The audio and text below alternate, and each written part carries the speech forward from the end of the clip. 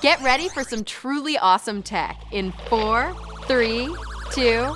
A combination of technology and basketball. People get to play with it and they're like, wow, this is amazing. I needed an assistant, something to help me paint faster and better. We're making music as a band with no real conventional instruments. All that and more is coming at you right now on America's Greatest Makers digital channel. I'm a maker. I'm a maker. I'm a maker.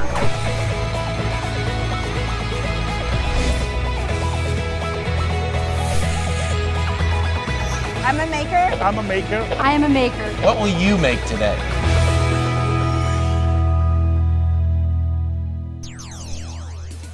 Hey guys, it's Cara Santa Maria, and welcome to another week showcasing the latest and greatest creations from throughout the maker community. Believe it or not, this is our 8th episode. So in honor of this auspicious occasion, I'm transmitting from our digital stage, where things will be coming at you faster than ever, beginning with this piece of tech. An idea so good, you could say it's nothing but net.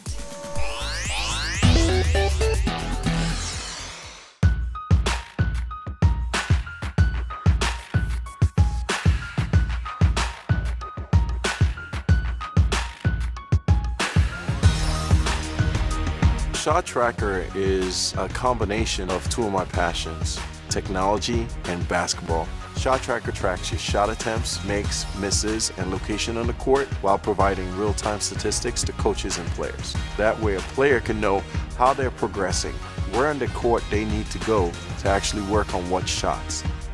Shot Tracker is made up of 3 components: a wrist sensor, a net sensor, and a mobile device. When a user shoots, the wrist sensor identifies that shot via our algorithms. The net sensor identifies whether a shot is made or missed, and they both communicate those statistics to the mobile device via Bluetooth Low Energy. I used to mark down all my shots manually on pen and paper, but now I'm able to do it automatically and really enjoyed seeing my stats on a daily, weekly, monthly, yearly basis to see my progress and to track my improvement. When I was in high school, you would rep out the same drills because you didn't have a trainer, so for it to load workouts in it for you and complete those, that's a great thing. And it's also fun to see what your friends are doing to compete against them as well.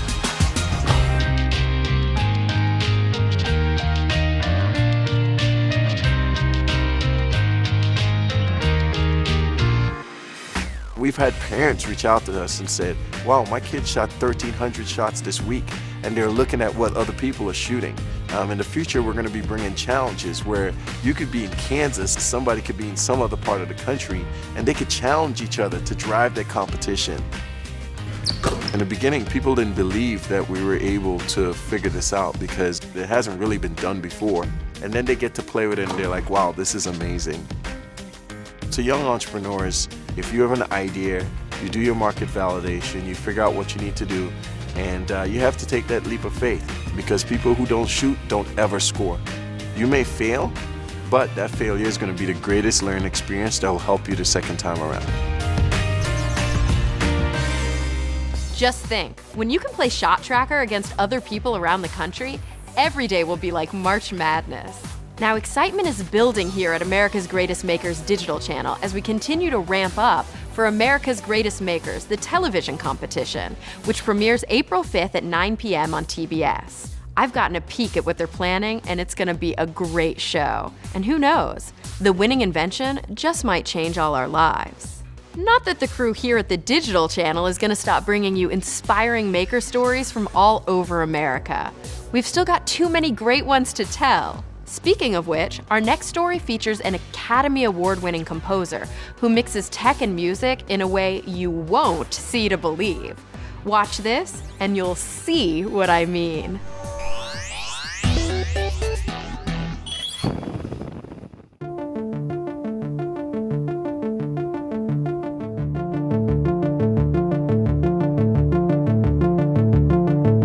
I'm A.R. Rahman. I'm a composer, music producer, singer. I do music for movies. We're implementing a new technology. We're going to integrate gesture motion to make music. The whole idea is actually to liberate the conventional methods of music making or performing and have more fun on stage.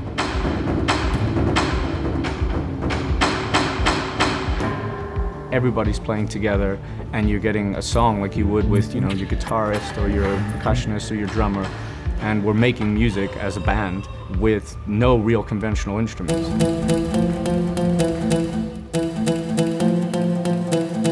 There's a really nice intro element to the show. We need the audience to connect and realize what's happening because it's going to be completely different to anything they've ever seen. It's like people moving and then there's sound.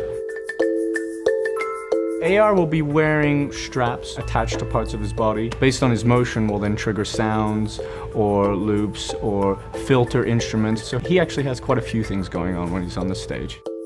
So I was suggesting take my popular song Jai Ho and show people how it evolves into this big piece, starting from each performer playing the part independently to showcase what they're doing, and then it all culminates to Jai Ho.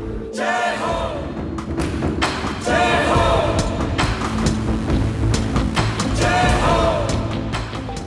When I'm performing on a piano, I'm stuck on that place. So in this, you can literally see the audience reaction. With the combination of people and a vocalist, you create a kind of magic which is very free from the conventional methods of music making.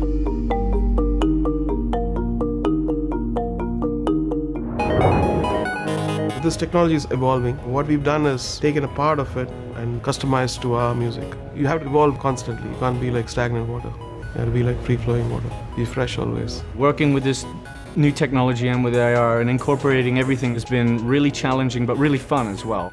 We're trying to show the world how we can free up things, and it's much more fun using all your parts rather than sitting and getting a hunchback.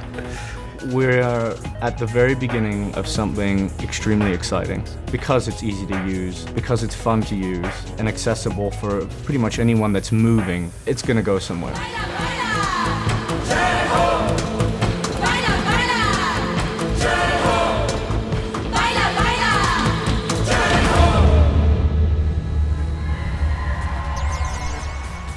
Okay, I think air guitar just got a serious upgrade. Believe it or not, it's here already, our third and final story of the week. For this one, we're moving from music to the visual arts and a robot that might give Vincent van Gogh a run for his money. Take a look.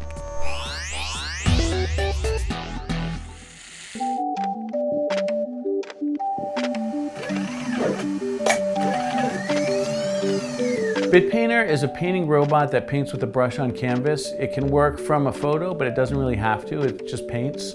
I came up with the idea because I'm a painter, and as my family grew, I found myself having less and less time to paint. I needed an assistant, something to help me paint faster and better. And I thought if it could do the first 7 hours of work and just leave me the last fun, interesting, creative 1 hour, I would be set. And so about 10 years ago, I set about building the first of what has now become 5 different painting robots. It's a combination of art, technology, software, everything from color theory to mathematics, even a little calculus. Anything and everything that I've learned over the years, I just pour into this. Someone might say, I want to have a portrait made. So a portrait will be loaded into its memory, and it compares the blank canvas to what it needs to paint. And then it randomly picks a spot on the canvas and says, I'm going to make this spot look more like the image that I'm trying to paint. And it'll keep on repeating this over and over again. It'll eventually arrive at a point where it can no longer make the canvas look like the image. And that's when it's done its best. I've had some friends joke with me that it's an over-engineered printer. And it is an over-engineered printer in much that it prints with a paintbrush. It paints from a lot of different colors. The big difference is that where printers print exactly what you give it, BitPainter does a lot of its own decisions. It also takes inputs from humans. The image is always live, it's always changing. Printers finish printouts in a couple seconds. BitPainter will take days to finish a painting. Some of the best feedback I get is from my kids, because typically anything a parent does is boring, geeky, uninteresting, but this they actually think is really cool. There's a lot of different motivations for this. One is just to make better and better paintings and to learn more about how I paint, just learn more about my creative process. And a motivation for doing that is to try and get a computer to be as creative as I am. I wonder if the day will ever come when paintings by robots hang in museums next to those by the great masters.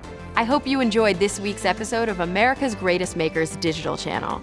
I'll see you again next week with a new bunch of stories celebrating America's unbeatable maker spirit.